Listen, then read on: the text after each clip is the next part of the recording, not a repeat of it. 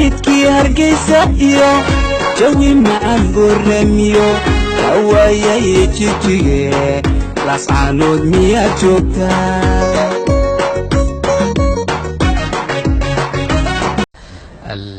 الجزاء من جنس العمل. الصومال كانت غنية.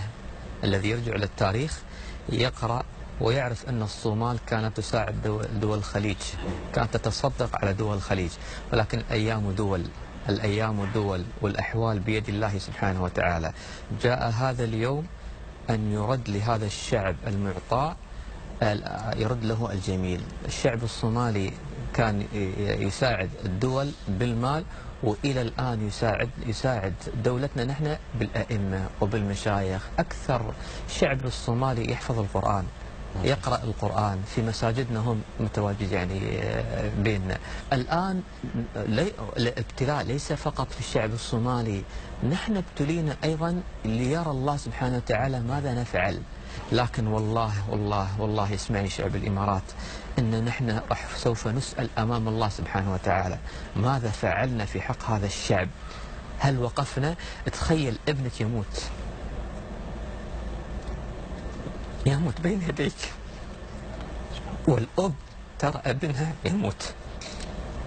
يموتون بين أيدي بعضهم البعض. في الجزيرة العربية دي وثيقة صومالية من أكثر من 120 سنة يدعو فيها مشايخ الصومال، أهالي الصومال، إنه يوجهوا الزكاة لأهل نجد والحجاز، حيث كانت البلاد تعاني في تلك الفترة من أشد موجات القحط والمجاعات على وجه الأرض.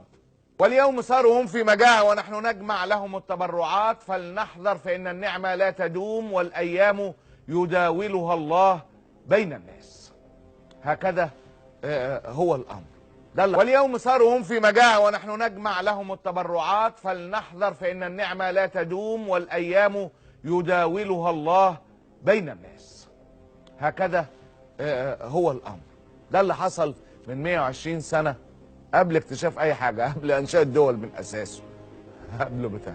تعال نشوف مشايخ من الخليج وهم بيتكلموا ويوثقوا هذه القصة، واللي خرجت الوثيقة بتاعتها النهاردة سبحان الله، ردا على إن الإمارات قفلت المستشفى وخدتها وروحت.